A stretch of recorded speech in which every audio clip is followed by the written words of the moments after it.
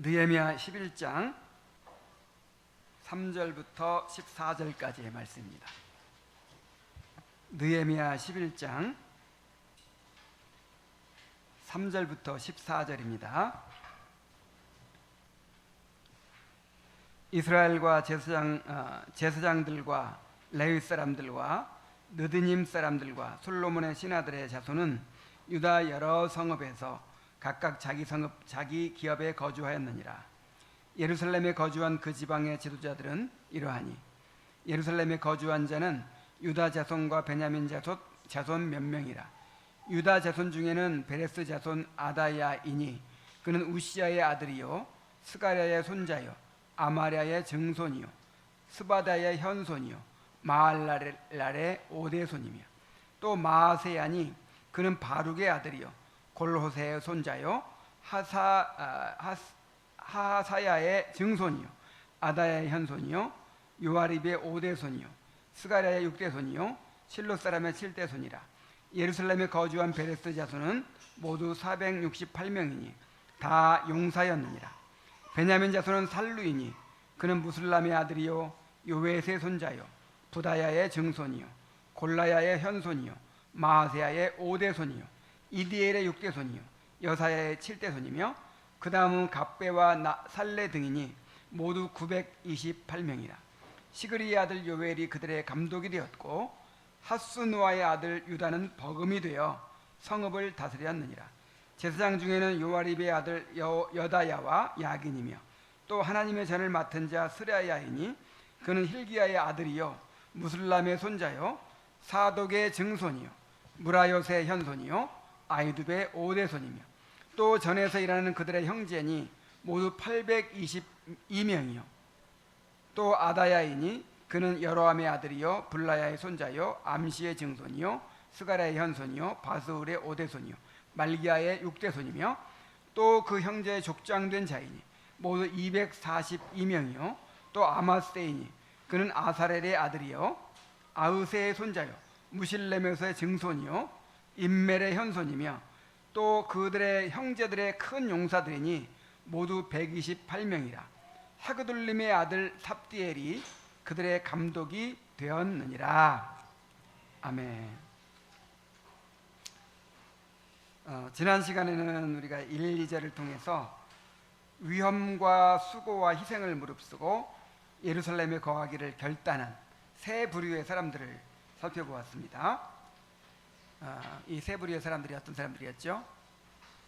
백성의 지도자들, 그리고 제비 뽑힌 사람들, 그리고 자원하여 헌신한 사람들이었습니다. 이제 3절부터 39절에서 이제 그 명단이 나옵니다. 뭐 한 사람 한 사람 다 기록한 것은 아니고 그 집안의 대표자들을 기록하고 그 숫자를 기록하고 있어요. 자, 이들은 거룩한 성을 세우고 지키는 데 헌신한 사람들이고 하나님께서 영원히 기억하시는 사람들입니다. 먼저 3절은 4절로부터 39절 전체 서론 역할을 합니다. 3절 한번 제가 읽어보겠어요.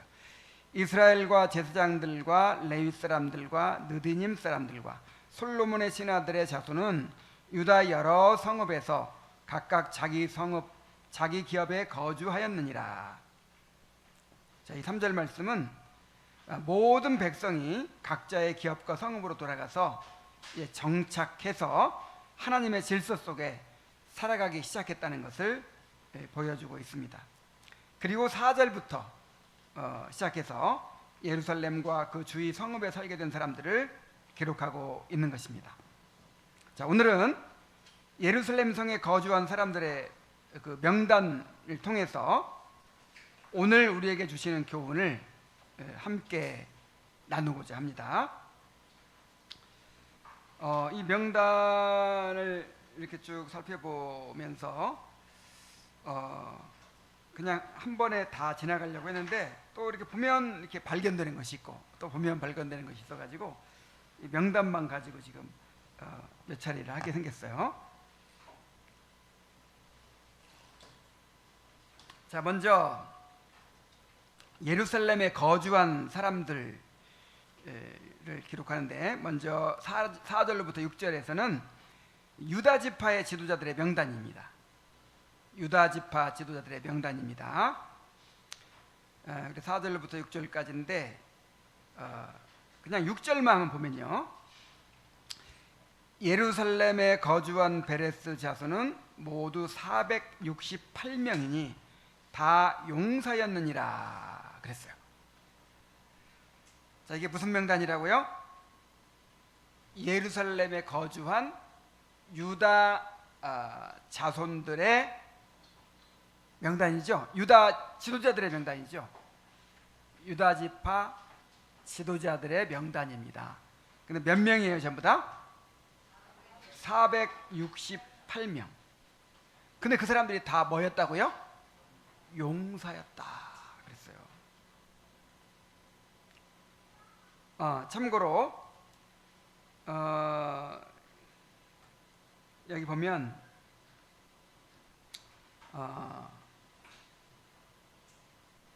예루살렘에 거주한 자는 유다 자손과 베냐민 자손 몇 명이라 그랬죠? 이스라엘 12지파 중에서 유다 자손과 베냐민 자손만 언급하고 있어요. 자, 왜 그러냐면 그 이스라엘이 남북 왕국으로 나뉘었죠. 남북 왕국으로 이렇게 나뉠 때 10지파가 북쪽 이스라엘을 형성했어요. 그리고 유다 지파와 베냐민 지파는 남쪽 유다 왕국에 속하게 됐어요. 그래서 유다는 어느 지파밖에 없어요? 유다 왕국은 유다 지파와 베냐민 지파밖에 없어요. 그래서 지금 이 두 지파만 언급하는 것입니다. 자, 그런데 6절에 보니까 이 베레스 자손이라고 했는데, 베레스 자손은 그 유다 자손을 말하는 거예요. 유다의 아들이 3명이 있었는데 둘은 하나님의 징계를 받아 죽고, 심판받아 죽고, 이제 베레스가 그 유다의 혈통을 이은 거예요. 그래서 유다 자손은 베레스 자손이라고도 합니다. 그 베레스 자손 지도자들의 총수가 468명이었는데 모두 큰 용사라고 했어요. 자, 용사가 뭡니까? 용사, 용감한 전사죠. 전쟁에 나가서 용감하게 싸우는 사람을 용사라고 하죠. 자, 예루살렘을 대적의 유혹으로부터 지키기 위해서는 용사여야 했습니다. 용기 있는 사람이어야 했어요. 그래서 용사라고 부르는 거예요. 이 468명이 유다 자손의 지도자들 468명이 다 전쟁 잘하는 사람은 아니었을 거 아니에요. 그런데 그 사람 지도자들을 전부 뭐라고 불러요? 용사였다. 그 사람들은 정말 용기 있는 사람이었다 하는 말이죠. 자, 예루살렘에 살려면 용기가 있어야 돼요. 대적들이 언제 쳐들어올지 모르니까 정말 늘 싸울 준비를 해야 되고 정말 두려운 곳이에요. 그리고 예루살렘에 살려면 수고와 희생을 또 감수해야 돼요. 고난을 감수해야 돼요. 그래서 이 예루살렘에 거하기로 한 사람들은 다 어떤 사람들이에요? 용사들이에요. 용사들.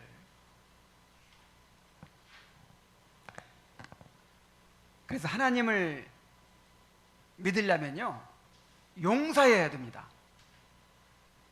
하나님을 섬기는 일꾼이 되려면 다 용사들이 돼야 돼요. 사사기 7장에서 기드온이 미디안과 싸울 때 이제 군대를 소집했어요. 군대를 소집했더니 32,000명이 모였어요. 하나님께서 말씀하십니다. 너무 많다. 돌려보내라. 그래가지고 두려워하는 자들은 다 돌아가라. 그랬더니 22,000명이 돌아가 버렸어요. 근데 10,000명 남았어요. 근데 10,000명 남았는데도 하나님께서 너무 많다. 또 돌려보내라. 그래가지고 300명의 용사를 선발하죠. 물가에 데리고 가지고 물을 마셔봐라 했더니 막 개처럼 막 허겁지겁 막 마시는 사람이 있었고, 여유 있게 손으로 딱 떠가지고 이렇게 마시는 사람이 있었어요. 그 사람이 300명이야. 벌써 마음이 딱 안정돼 있고, 이 사람들 용기가 있는 사람들이에요.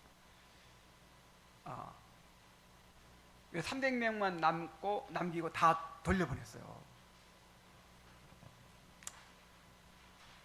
두려움에 떠는 자들은 아무리 많아도 제대로 싸우지 못하고 오히려 동료들의 사기를 떨어뜨릴 수 있습니다.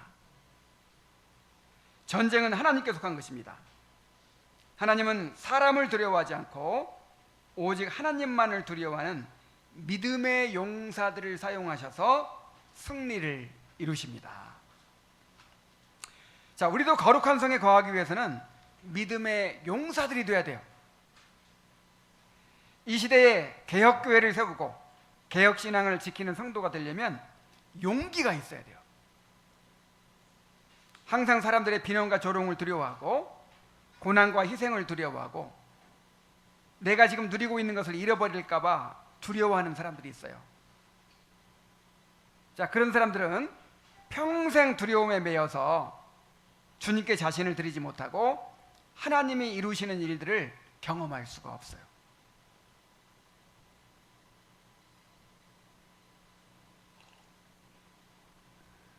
그래서 성경에 두려워하지 말라는 말이 그렇게 많은 거예요. 왜냐하면 하나님을 따르는 길은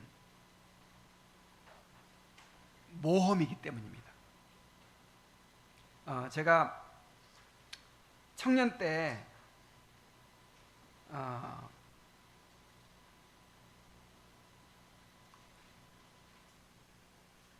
폴 트루니에라고 하는 기독교 심리학자가 쓴 모험으로 사는 인생이라는 책을 읽고 큰 감명을 받은 적이 있어요. 내가 겁이 많은 사람이거든요. 이 겁이 많고 그렇게 뭔가 이렇게 안정된 삶을 살고 싶고 막 그런 욕구가 강한 사람이었어요. 근데 이 모험으로 사는 인생이라는 책을 읽고 나서 정말 내가 평생 두려움에 맞서서 모험적인 삶을 살아야겠다, 그런 결심을 했어요. 그 책에 보면은 그 책에서 이제 그 저자가 어떤 얘기를 하냐면, 하나님을 믿는다는 것은 하나님과 함께하는, 하나님께서 인도하시는 흥미진진한 모험이다, 이렇게 얘기를 했어요. 자, 하나님 믿는 인생이 어떤 인생이에요? 하나님께서 함께 하시는 흥미진진한 모험이다. 근데 성경에서 하나님 만난 사람들 보세요. 아브라함 보세요. 또 요셉을 보세요. 다윗을 보세요. 베드로를 보세요. 바울을 보세요. 자, 하나님을 딱 만났다 하면 다 어떻게 돼요? 팔자가 바뀌잖아. 그래가지고 완전히 그냥 상상도 할 수 없었던 모험이 펼쳐지는 거예요. 그래서 하나님을 믿으면요, 하나님을 믿으면 정말 새 일을 경험하게 되는 거예요. 하나님의 창조의 역사를 경험하게 되는 거예요. 모험으로 살게 되는 것입니다. 근데 사람에게는 그 자기 보존의 욕구가 있죠. 죽고 싶지 않죠. 그냥 이렇게 나를 보존하고 그냥 보호하고 안정을 추구하고 이런 욕구가 있잖아요. 근데 또 모험의 욕구가 있대요. 무슨 욕구? 사람은 하나님을 닮아가지고 어떤 창조적인 본능이 있다는 거예요. 예를 들어서 새 둥지는 몇 천 년 지나도 그 모양 그대로예요. 그죠? 사람의 집을 보세요. 완전히 달라지죠. 사람들은 뭔가 새로운 걸 창조해내는 걸 좋아해요. 새로운 걸 창조한다는 것은 가보지 않은 길을 가는 것이고 모험을 하는 것이거든요. 그래서 사람은 이렇게 안정된 삶만 가지고는 절대 행복할 수 없대요. 뭔가 위험에 뛰어들고 가보지 않는 길을 가고 모험에 뛰어들 때 만족할 수 있다는 거예요. 그래, 그 말이 맞는 것 같아. 아이들 놀이터에서 그 시소를 타는 거, 아니 시소가 아니라 그네를 타는 거 봐도, 미끄럼을 타는 거 봐도 평범하게 타는 거 몇 번 타면 질리죠. 그래서 꼭 거꾸로 엎어져서 타고 그냥 난간에 막 타고 그렇게 위험한 짓을 하면서 거기서 재미를 느끼잖아요. 그래서 정말 하나님께서 신앙생활이라고 하는 것은 하나님께서 인도하시는 뭐다? 모험이다. 그래서 항상 두려워하고 안전한 길만 걷고자 하고 이런 사람들은 신앙생활을 제대로 할 수가 없다는 거예요. 자, 그렇다고 해서 두려움이 전혀 없어야 된다는 것은 아닙니다.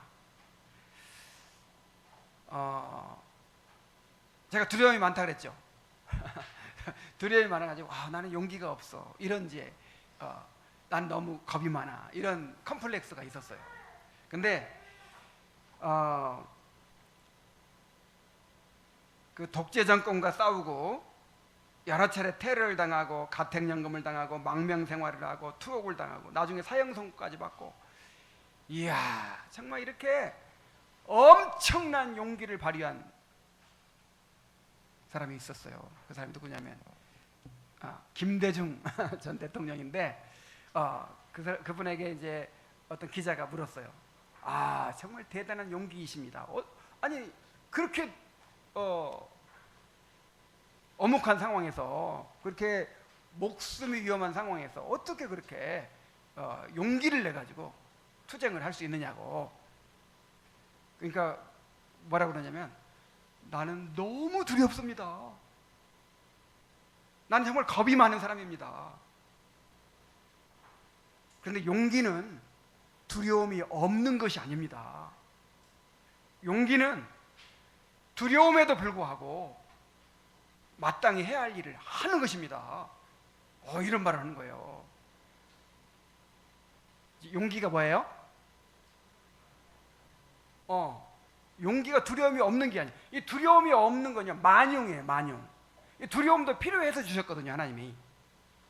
두려워할 줄도 알아야 돼요. 두려움을 못 느끼는 거니까 문제예요. 그래서 두려움이 많다고 해서 그게 용기 없는 것이 아니고, 두려움에도 불구하고 뭐 하는 거다? 마땅히 해야 될 일을 하는 거라면 이 말이에요. 옛날에는 오늘날처럼 이렇게 뭔가 체계적으로 관리가 안 돼서 그랬는지, 그 예방주사 같은 거, 그 막 장티푸스, 콜레라 예방주사 같은 거 놓을 때, 이상하게 동네에 딱 자리 잡고 앉아가지고 지나가는 아이 붙잡아다 예방주사 놓고 막 그런 적도 있어요. 학교 갔다 오니까 동네 어귀에 간호사들이 앉아가지고 그 예방주사를 놓는 거예요. 나 겁이 많아가지고 주사 맞는 거 엄청 두려워하는데, 자, 어떻게 해야 되겠어요? 너무 두려운데 막 벌써 덜덜 떨려요. 그래서 그냥 피해서 가면 되는데, 두려움에도 불구하고 기어이 가가지고 벌벌 떨면서 주사를 맞고 갔어요. 그런 생각이 나는데, 어쨌든 이런 게 용기구나. 이거를 이제 배우고 나서 제가 자신감이 생겼어요. 이 두려움이 없는 게 용기가 아니고, 두려움에도 불구하고 정말 마땅히 해야 될 일을 하는 게 용기로구나.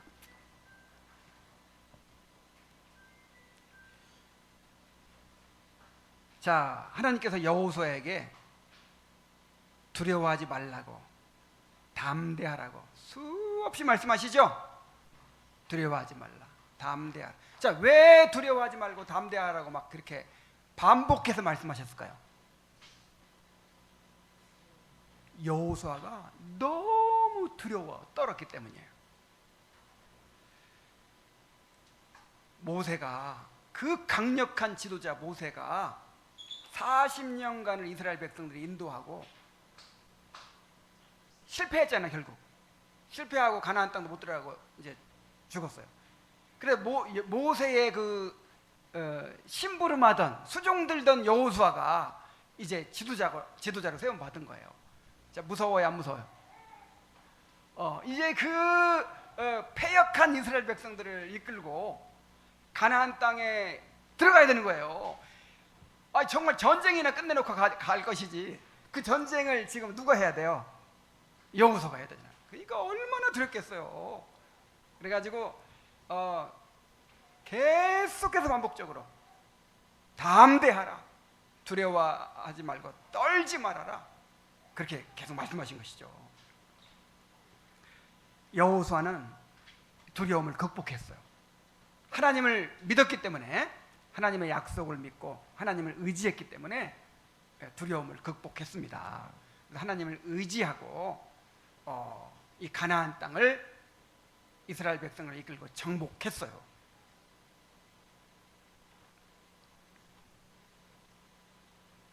크신 하나님을 믿고 그분께 자신의 삶을 맡긴 사람들은 두려움에도 불구하고 해야 할 일을 해내고 마는 용사들이 될 수 있습니다. 우리는 두려움과 맞서 싸워야 돼요. 미국 역사상, 미국에서는 대통령을 몇 번 할 수 있죠? 한 번 연임할 수 있죠. 그러니까 두 번, 임기를 두 번 할 수 있어요. 근데 4번이나 한 사람이 있어요. 미국 역사상 유일하게 4번에 걸쳐서 대통령을 역임한 사람이 있어요. 그 사람이 누군지 아세요? 프랭클린 루스벨트 대통령이에요. 이 사람이 이 미국 대공황 시기에 그것을 이제 극복해낸 지도자였는데, 이분이 취임 연설에서 그런 유명한 말을 했어요. 우리가 두려워해야 될 유일한 대상은 두려움 그 자체입니다, 이런 말을 했어요. 이 대공황 시기에 이 공황이라는 말이 패닉이란 말이잖아요. 이렇게 완전히 공포에 그냥 사로잡힌 거잖아요. 근데 이 경제가 이 국민들이 이 두려움에 사로잡히잖아요. 그럼 완전히 망해버리는 거예요. 자, 두려움에 사로잡히면 어떻게 될까요? 미래에 대한 두려움이 있으니까 예금을 막 인출하겠죠. 막 은행들이 막 망해가니까 예금을 막 인출하겠죠. 근데 투자를 하겠어요, 안 하겠어요? 전혀 투자를 하지 않죠. 뭐 고용을 하지 않죠. 소비를 하지 않죠. 그러다 보니까 경제가 완전히 망해버리는 거예요. 그래가지고 무엇보다도 이 두려움 자체가 문제다, 이걸 이제 간파한 거죠. 신앙생활도 마찬가지입니다. 마귀는 우리를 무너뜨리기 위해서 모든 수단과 방법을 동원해서 두렵게 합니다. 우리가 두려움에 빠지면 믿음을 잃고 당장 보이는 것들을 붙들게 돼요. 그래서 두려움에 빠지는 건요, 믿음의 반대입니다.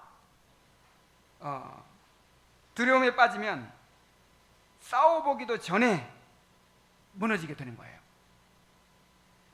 그래서 이런 말이 있잖아요. 뭐 암으로 죽은 사람보다 암을 두려워해서 죽은 사람이 더 많대요. 그래서 성경에서 가장 많은 명령이 두려워하지 말라는 것입니다. 두려우면, 이 두려움에 사로잡히면 믿음의 반대니까 보이지 않는 하나님을 의지할 수가 없어. 당장 보이는 거, 당장 보이는 것들을 붙잡고 그렇게 이제 믿음을 잃어버리게 되는 것이죠. 자, 그래서 성경에 두려워하지 말라는 명령이 몇 번 있다 그랬죠? 366번이나 있대요. 366번. 1년 365일이죠? 근데 윤년 4년에 한 번 돌아오면 윤년 때는 366번이에요. 그래서 하루도 빼놓지 않고 항상 이 두려워하지 말라는 말씀을 기억하도록 하기 위해서 366번이나 있다. 누군가가 그랬어요.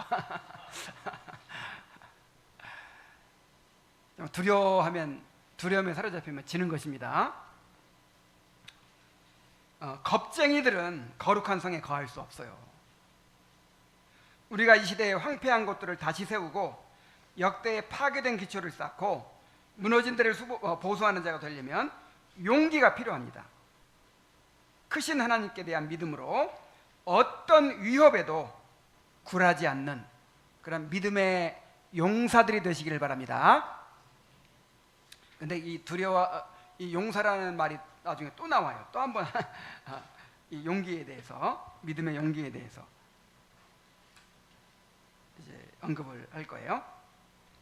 자, 다음으로 이제 유다 자손 지도자들을 열거했고, 다음으로 베냐민 지파의 지도자들을 열거합니다. 7절로 9절입니다. 베냐민 자손은 살루이니 그는 무슬람의 아들이요 요엣의 손자에 쭉 나가다가 8절에 그 다음은 갑배와 살레 등이니 모두 928명이라 그랬어요. 자, 몇 명이라고요?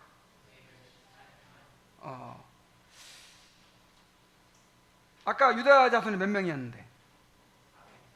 468명인데. 그러니까 두 배예요, 두 배.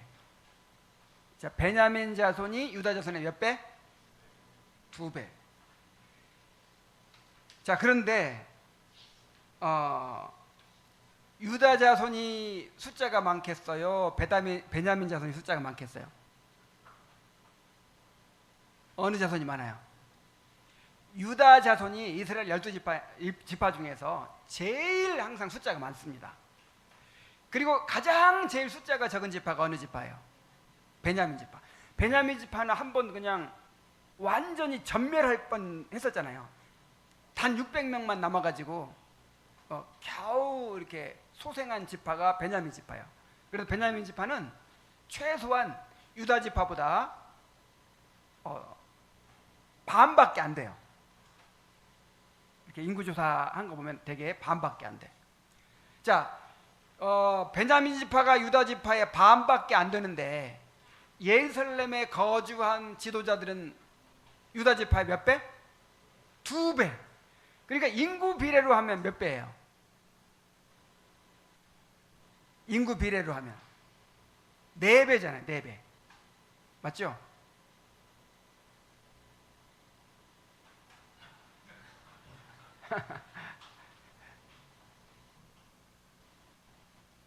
자, 유다 지파가 베냐민 지파보다 인구가 2배인데 예루살렘에 거주한 사람들은 베냐민 지파가 유다 지파보다 2배 많단 말이에요. 그러니까 인구 비례로 하면 몇 배? 네, 일단 4배라고 합시다. 집에 가서 지난번에 계산 잘못했더니 김빈나 집사님이 목사님 계산 잘못했다고 4천 몇백만 원인데 그 예수님 제자들하고 식사비가 4억이라고 그랬다고. 근데 계산 집에 가서 해보니까 4억이 맞아요. 중간이 틀린 거야. 내가 중간이 지적하려면 똑바로 지적해야지. 4억이 맞아. 3년간 그렇게 먹었는데 4억이 맞지. 어쨌든 자, 왜 4배나 많았을까요? 여러 가지 가능성이 있는데 아마도 지리적으로 더 가까워서일 수도 있습니다. 자, 원래 여호수아 시대에 가나안 땅을 분배할 때 이 예루살렘은 이제 여부수 족속이 살던 땅인데 예루살렘은 베냐민 지파에 속한 땅이 되었어요. 자, 그런데 베냐민 지파가 힘이 약해가지고 여부수 족속을 못 쫓아냈거든요. 그런데 나중에 유다 지파인 다윗 왕이 예루살렘을 정복하고 이스라엘의 수도로 삼았어요. 그래서 이 예루살렘이 베냐민 지파 땅임과 동시에 또 유다 지파의 땅이 되기도 했어요. 그래서 예루살렘에 베냐민 지파도 많이 살고 또 예루살렘 북쪽으로 가면 이제 베냐민 지파 땅이고 남쪽으로 가면 유다 땅인데 베냐민 지파 사람들이 그러니까 많이 살았죠.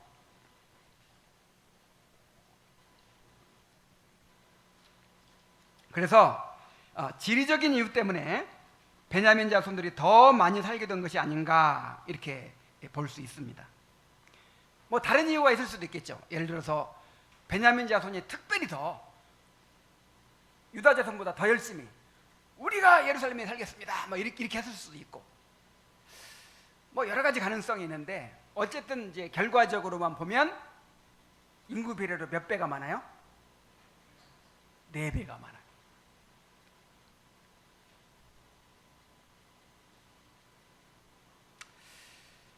그래서 그 베냐민 지파가 왜 우리만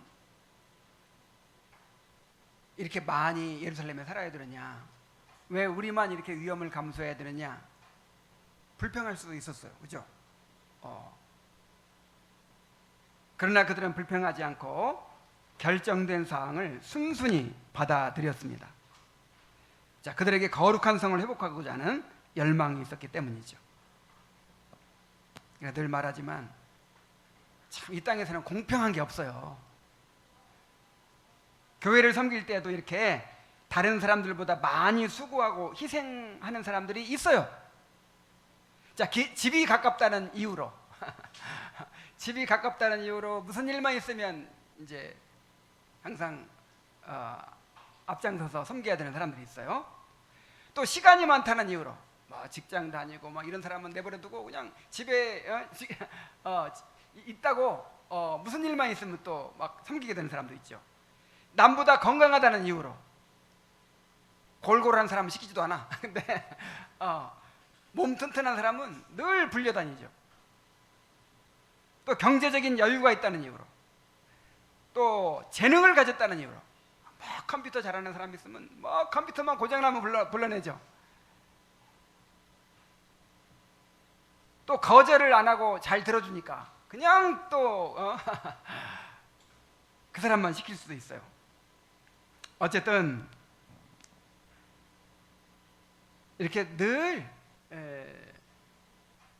다른 사람들보다 더 많이 섬기고 수고하고 희생하는 사람들이 있어요. 그러니까 늘 이렇게 섬기는 사람은 또 별로 알아주지도 않아. 근데 한 번도 안 하다가 그냥 연중 행사로 한 번 섬기는 사람은 또 야 정말 잘했다고 막 칭찬받고 막 그러잖아요. 자, 공평한 게 없어요. 이 땅에서는. 그런데 불평할 거 없어요. 하나님이 알아주십니다. 자, 누가 알아줘요? 베냐민 지파 928명 이렇게 딱 기록해 놨잖아요.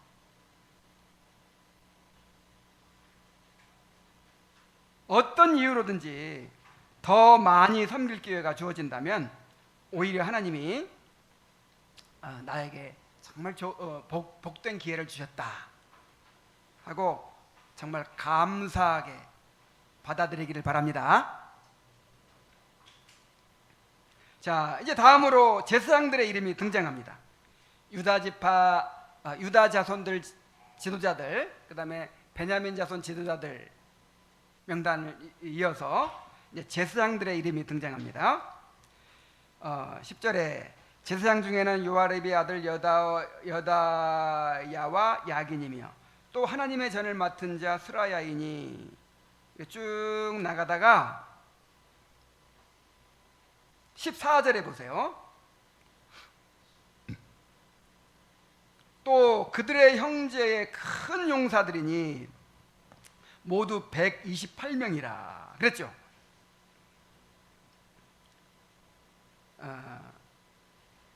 이 아마세라는 사람, 그 아마세이니 그는 아사렐의 아들이요 아우세의 손자요 부실레못의 증손이요 인멜의 현손이며 또 그들의 형제의 큰 용사들이니 모두 128명이라. 이 아마세라는 사람의 계통에 제사장들이 128명인데 다 어떤 사람들이다? 큰 용사들이다 그랬어요. 큰 용사들이다.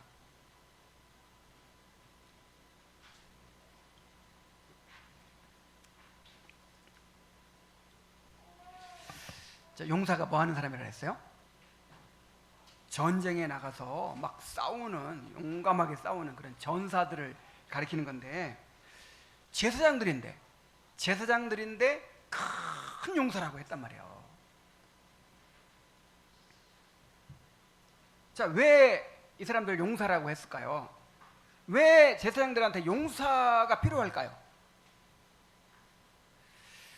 제사장은 제사를 드릴 뿐만 아니라 성소의 거룩함을 지키는 책임이 있었어요.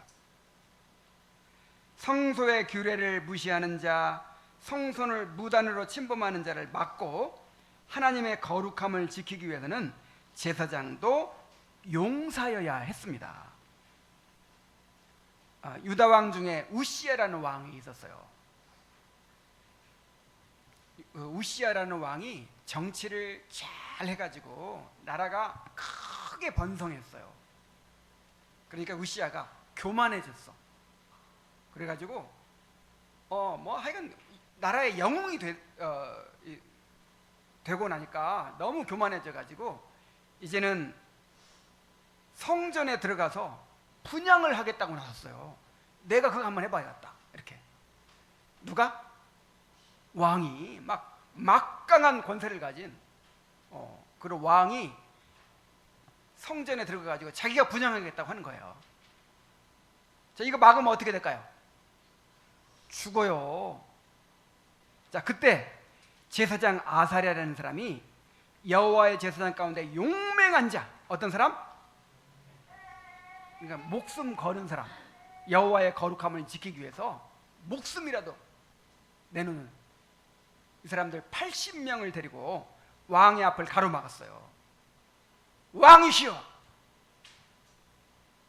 아무리 왕이라도 이 거룩한 성전에 함부로 들어올 수 없습니다. 우리가 생명을 바쳐서라도 왕을 막을 수밖에 없습니다.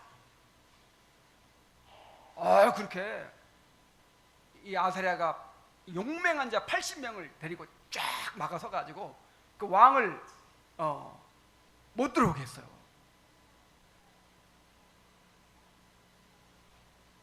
만약에 그 우시야 왕을 막지 않았으면 어떻게 됐을까요? 성전이 더럽혀졌겠죠.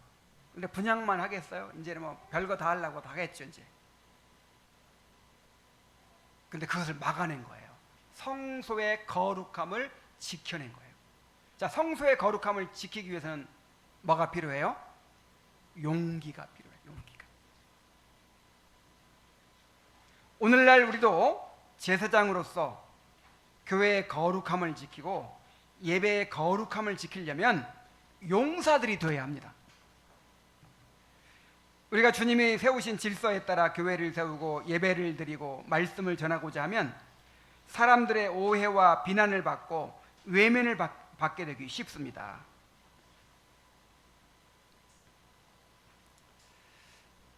처음에 교회를 개척하고 어쩌다 사람들이 한 사람씩 오잖아요. 근데 와가지고 교회가 좀 이상해. 그리고 이제 그냥 가잖아요.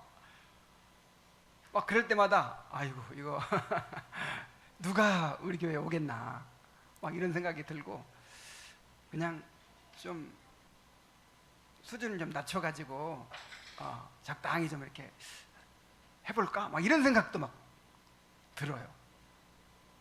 그래서 어떨 때는 막 이야 막 무슨 집사님도 오고 막 장로님도 오고 막 그래요. 우리 교회는 누구든지 오면 다 성도입니다. 성도. 우리 교회에서 원래 직분은 이 교회로부터 성도들로부터 나오는 것이기 때문에 다른 교회에서 아무리 장로님이었어도 여기서는 성도로 이제 지내야 됩니다. 그럼 그냥 가버리는 거예요. 그래서 그리고 뭐 이미 있는 사람들도 마찬가지예요. 처음에 시편 찬송 막 하기 시작했을 때 막 짜증을 내는 사람도 있더라고요. 아니 교회 그냥 은혜 받으려고 오는데 너무 어렵다는 거야. 막 그런 말 들을 때 막 마음이 흔들려요. 야, 이거 계속 이렇게 할 수 있겠나?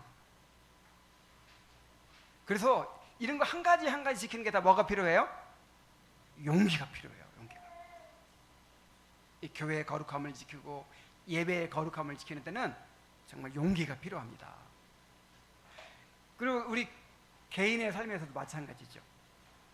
우리 형제들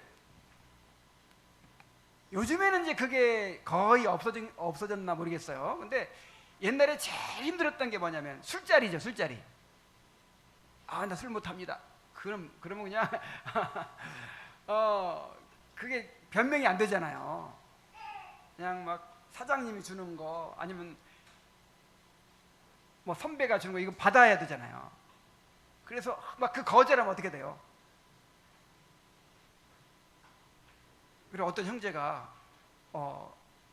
상담을 요청했어요. 아주 지금 이제 우리 교회 지금 안 나오는 형제인데요. 아주 어렵게 취직을 한 거예요. 어렵게.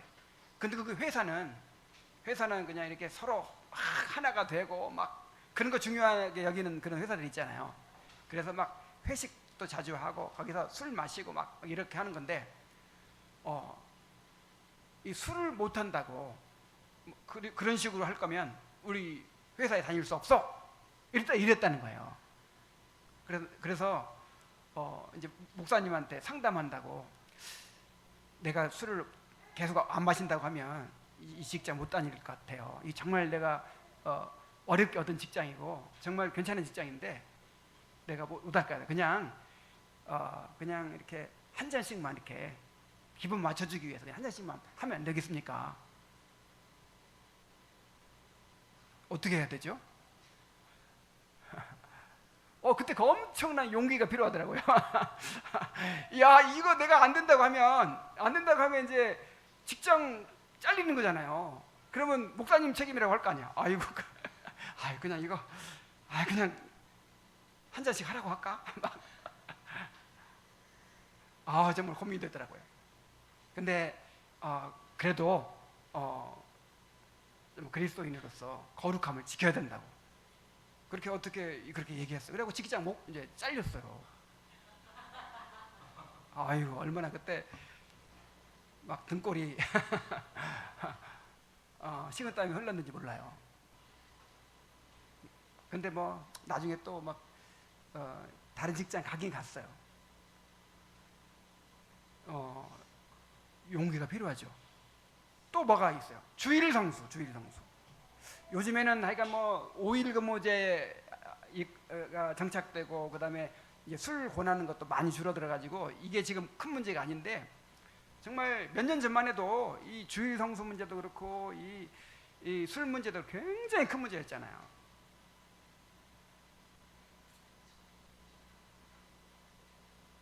주일 성수도 정말 회사가 막 정말 급박하게 그냥 돌아가서 이번 하루만 오늘만 막 이렇게 일을 해달라고. 그런데 안 됩니다. 주의를 지켜야 됩니다.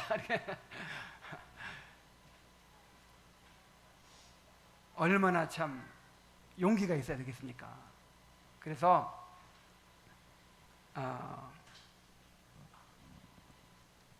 이 교회의 거룩함을 지키고 또 예배의 거룩함을 지키고 성도의 삶의 거룩함을 지키려면 다 어떤 사람들이 돼야 돼요? 용사가 된단 말이에요. 용사가.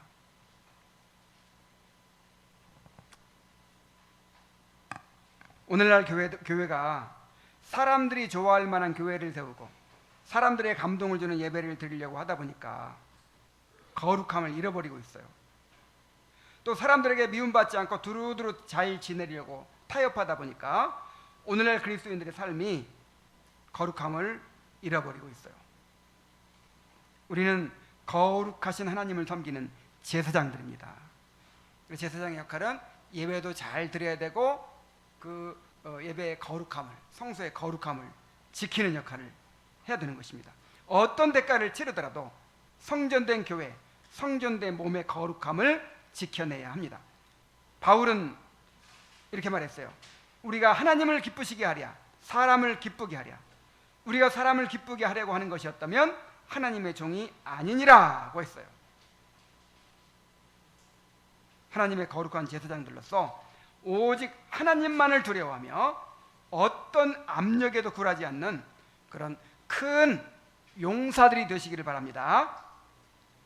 뭐 사람들이 뭐라고 하든지 성도의 거룩함을 지켜가는 그런 사람들이 되어야 합니다. 자, 오늘은 이 용기에 대해서, 거룩한 용사가 되어야 된다는 것에 대해서 주로 말씀을 드린 것 같아요. 마귀는 오늘도 우리가 생각하고 부딪히는 모든 일들을 통해서 우리를 두렵게 하려고 합니다. 우리를 위협해서 겁을 줘가지고 타협하게 만들죠. 이게 그 느헤미야와 유다 공동체를 공격했던 대적들의 전략이었죠. 위협을 해가지고 두렵게 해서 포기하게 하고 타협하게 하는 거.